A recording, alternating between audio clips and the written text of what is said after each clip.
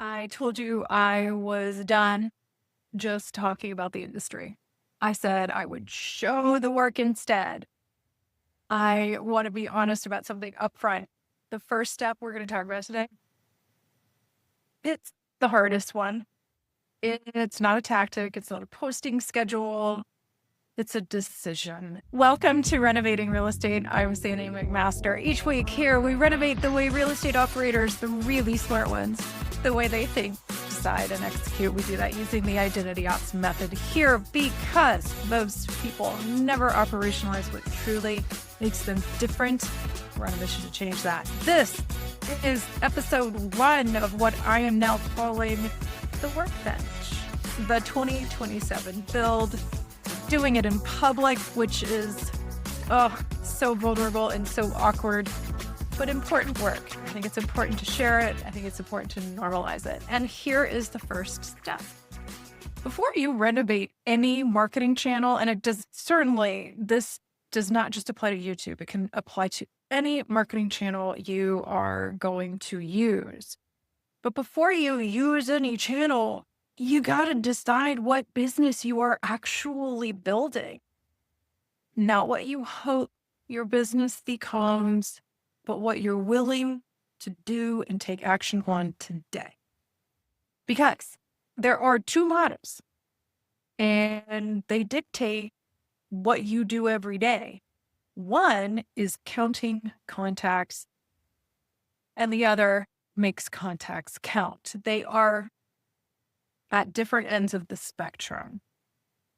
And almost everything that you do within a marketing plan, what you post, what you say no to, what you measure weekly, quarterly, annual, that comes downstream of this one very important answer.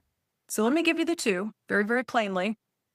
Model 1 is transactional. And if you've been around here a little bit, you've heard me talk about it. It is lead generation driven and conversion focus. It runs on volume and speed. Success is usually equated to a very big number of transactions, unit size, gross commission income, all the things. And I want to say this very clearly. This is a very legitimate business model. Some of the most celebrated, very savvy operators run it beautifully and is conceptually simple. It has clean margins, like you can just very easily point to something. It has metrics. You can improve it week over week because you can see it. How many people, how fast, how many converted, how many closed. The heart of that model is repetition, rejection, relentless consistency, speed to lead, follow-up, pipeline math. Doing the call again to the same person again, even when you don't feel like it. Now, this is a low trust, high immediacy model. And if that's the hard you're willing to accept it on purpose and go ham, go be excellent at it. Now, Model 2 is really brand. It's building a brand. I call it identity. Model 2 is brand. And here is where I have to define the word because, you want to talk about a word that's been butchered in our lexicon. Brand in our industry has been reduced to a color palette and a font. Brand is not what you do. It is what people feel when you do it. Marty Neubauer, he's a brand expert. He was one of the first books I ever read about brand. And Marty Neubauer says, brand is not what you say it is. It's what other people say it is. And that's true. And this model is a very high trust, but low immediacy model. And the second part about your brand being not what you say it is, it's what other people say it is. That's the part nobody really wants to hear. They don't like transactional, but they realize if brand isn't what I say it is, it's not what I put on my website. If brand isn't what I say it is, it's what other people say, then guess what? It's not under your control in the way that you think or the way that somebody promised you, like, oh, I'll help you build your brand. No, what brand is really more of a verdict after somebody has sampled what you offer. It is not a design project. And the heart of this model, building a brand, the heart of it all is clarity. It is constraint. It is conviction. It is saying the same thing long enough for people to repeat it back to you. It's turning business away when you know you're not the right one. You know this is going to be oil and water. It's turning that business away. It is being specific when being specific actually feels risky. So you have two minds, two very different kinds of hard. And now we have to introduce a third thing, which is not a model at all. It's the middle. You've heard people talk about the K-shaped economy where some people and businesses are accelerating upward while others are sliding further down, and the middle is getting thinner. Now, I think we are watching the same thing, the same sort of shape happen in real estate. And it's more pronounced now compared to 5 years ago, given everything. Consolidation, market compression, all the things. On one arm, you have the people doing high volume and market share. On the other arm, you have specificity. And in the middle, you have a very popular word, which is relational. Now, I got to be careful here because relationships are the actual business. That is not what I'm challenging here. Relationships are the actual business, not what I'm challenging. What I am challenging is this. For a lot of agents, I'm relational has become a story they just tell themselves so they never have to make some hard choices. You don't get to say you're relational and run zero system for referrals. You don't get to say you're relational and then panic prospect when things get thin. You don't get to say you're relational and then sound like everybody else in your office. You don't get to say you're relational when you have nothing unique to offer the relationship. And here's the test I'd offer. Are your relationships a flywheel or more of just a vibe? Because if it's a flywheel, you can describe it, you can measure it, you can maintain it, you can tell me what happens on the 14th day after closing. And if you cannot describe it, it is not a model. Or it's definitely does not ring true to running a business. That is just hope. And hope is lovely. I love hope. I'm a very hopeful person. But that it's a terrible operating system. Hope is not an operating system. So how do you find out where you actually are? Because when you lift up the hood on a lot of agent businesses, you will find a ton of hope and optimism. Not so much on the operating system. So how do you find out where you actually are? And more importantly, what decision are you going to make? So I'm going to give you a set of pairs. Okay, pairs. Because open questions like, what do you think about this? It just sort of lets us off the hook. It like allows us to give ourselves credit we haven't really earned. And forced choices, if I say choose this or that, it sort of puts you into a decision-making mode. You can't just float. So there is no score here. Do not worry. I am not going to reach out to you and ask you for your answers. There is no score here. Nothing to submit. No email address to hand over. Nobody sees this but you. If you're driving in your car right now, don't close your eyes, but just think privately, this is just for you. So answer honestly. It's really going to help you. If there's any kind of business plan that's going to help you, it's making this one decision clearly. So I'm going to give you some pairs. Take your time in answering, just answer honestly. Pair number one, when business gets slow, your instinct is to do more for anyone or to do less better for fewer people.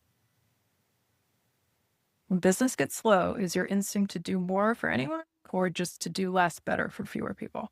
That's pair number one. Pair number two, on a Monday, you check activity and conversion numbers, or you check whether the right people found you and understood you. Pair number three,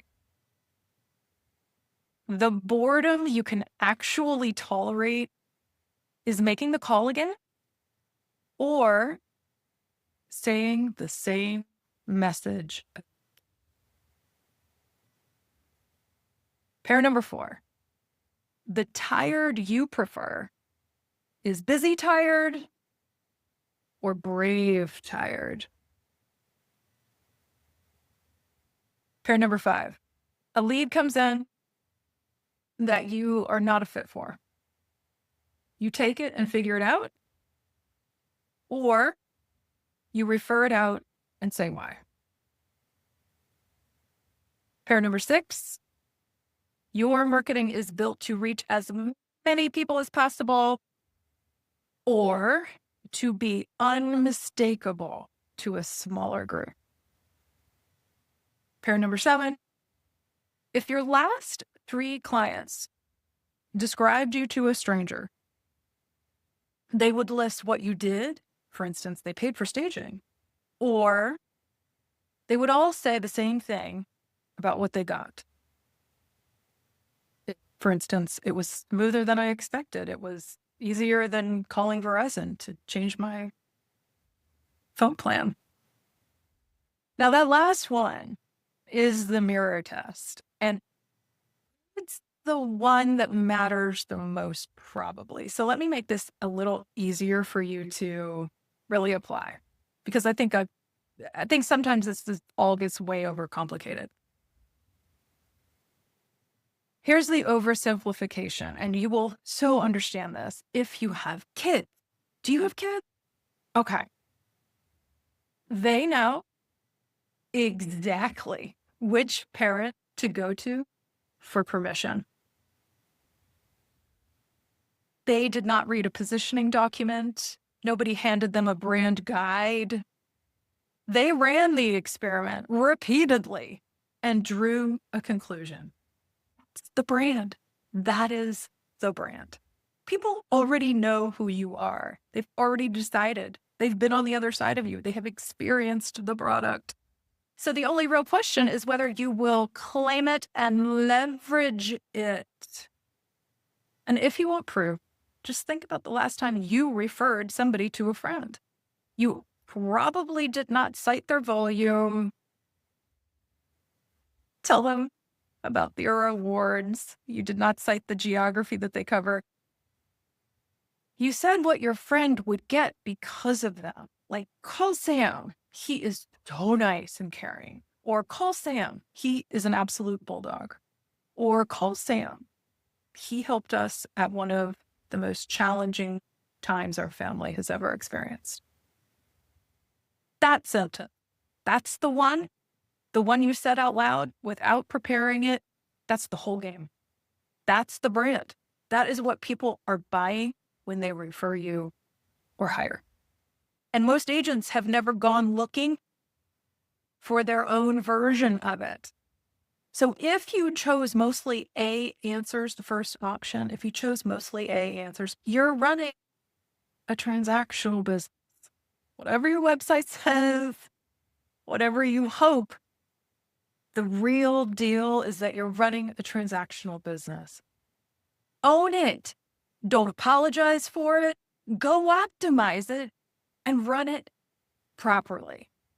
Go. Do it. And if you're mostly B answers, you are building a brand. And you have real work ahead, because most agents in this Substack or in this podcast have the intention without the operating standards to back it up. And if you feel all over the place, you are in the middle of the K, my friends, and that is not a business model. It is a decision you have simply been postponing. And I am fearful for those who float in the middle and want to stay in real estate. And here's why I'm being so blunt about it today. If you decide you are a transactional business owner, honestly, the rest of the series probably not for you. And that's fine. If you want, if you just want the real estate easy button or real estate faster, or real estate in 3 easy steps, there are people who teach that really well, and it's out there. And I'm genuinely not one of them. But if the idea of looking in the mirror and asking, what is it like to be on the other side of me, sounds like, honestly, if that kind of work to you feels like a waste of time, you should listen to that. Like, if that's frustrating to you, go run a transactional business. Go optimize the transactional methods. Because honestly, you just saved yourself a year's worth of frustration, right? But on the other hand, if you're still here, then the next, I don't know, however many episodes, we're going to unpack the method. I'm going to name it, unpack it. We'll do this properly. And I'm going to try to work really hard on simplification. I'm really chasing down a way to get this to people in a simple manner so that people can use it. And we'll go through 3 phases that work together like a flywheel: claim, frame, and aim. Claim is self-awareness. What are you actually wired to solve? Frame is guide positioning. I'm sorry to tell you this, but you are not the hero of real estate. The customers are, the consumers are. And this requires us to answer, why should these consumers care to pay attention to us? That's the frame. Frame's a big one. And aiming is knowing exactly who you're talking to and where they are, then developing and elevating your skills to do that better, more consistently. So it's claim, frame, and aim. Each phase can't be skipped and has a lot of depth to them. But like I said, we're going to try to tackle these simply. So because I promised some receipts here, let me tell you how I got this wrong on my own YouTube channel about 10 minutes ago. I named my YouTube channel. Don't laugh. Don't laugh at me. I'm learning, and I'm showing you my learning curve. I named my new YouTube channel Better Questions, Smarter Answers. And I love that phrase. It's true. It's part of my claim. I'm all about clarity. So while that's all well and fine and true, better questions, smarter answers, it's not what any human would ever type into a search bar when they are trying to figure out whether they can afford a house in Alexandria, right? I'm so brand oriented. I over indexed on claim, and I skipped aim entirely. I was excited. Don't laugh. And when I went to fix it, that's where the learning comes in. Then I learned something that I didn't know before, which I'm going to share with you, which is that YouTube channel actually has 3 different things on that very front, screen that you see on a YouTube channel. It's doing 3 different jobs, 3 different things there. The name, not your handle, the name. The name is the SEO, the search engine optimization, or the agentic engine optimization. So important, right? The name. And the handle is more of the identity and social relevance that somebody might be searching for. And your banner, that's the visually interesting piece, and it should reinforce why a viewer might want to stick around. So 3 different slots, 3 different jobs. On the YouTube uh, like home screen there. And I had put my claim in all three because I was just like an excited little puppy with a shiny new toy. Yeah. Put the claim in all three and wondered why I couldn't find my own YouTube channel. Now, you're probably much smarter than me, and you probably took 14 classes. Yeah, I didn't do that. I'm kind of doing and learning at the same time. Everybody's different. But this is all a great lesson because it showed me, oh, right, it gave me language. I put the claim in all three. Well, claim without an aim is just a nice sentence. It doesn't help us. So, let's go back to the top. Step one, you got to pick a model. Get out of the middle of this K. You got to pick a model. Name the trade-off you are ready to accept. Because there's no easy button. Say it out loud. Write it down. I'm building a blank model right now, and I'm choosing the hard that comes with it. Just name it. And next week, we start on claim, and I'll show you the actual excavation on myself, including the parts that did not survive. I'm sure we can all relate to that. I'm sifting through the claim of who you are wired to solve and why. And a little sidebar comment, YouTube, because I got my name wrong and I'm fixing it, they will let you change your name and handle. So don't get too caught up. Like, like I said, it's not like I have hordes of subscribers over there. It's okay to build and learn and grow. And it doesn't have to be YouTube, whether you're doing a newsletter or getting used to being on video. You have to do in order to learn. You cannot get away from the action and get it perfect. What do they say? Perfect is the enemy or good is the enemy. Great. So you get what I mean. Nothing's going to be perfect. Go ahead, start to learn by doing. So by that notion, YouTube, you can change your name and handle, but you kind of get put into a YouTube jail. You can only change it so many times within a 14-day period. So I am in day 13 of 14 of YouTube jail, but I will be out tomorrow and I will be changing my name. And don't you know, I will be promoting it. So don't worry, you'll hear about it. And when I do, you can then subscribe, or if you're really hungry to see me, fumble around on YouTube, you can certainly go there if you can find it. It's a challenge. But you can subscribe to the YouTube to watch this 2027 build happen in real time. And of course, you can visit identityops.co to learn more about the Identity Ops methodology that you can apply to any channel of marketing. Links to both in the show notes. And if this helped, please forward it to an agent who is trying to solve, maybe send it to an agent who's trying to solve what's really a clarity problem, making that decision at the top. They just keep rolling tactic after tactic after tactic. Maybe they just have a clarity problem. So if you think if this helped you and you think it could help somebody else, please do send it along. Until next week, let the build continue.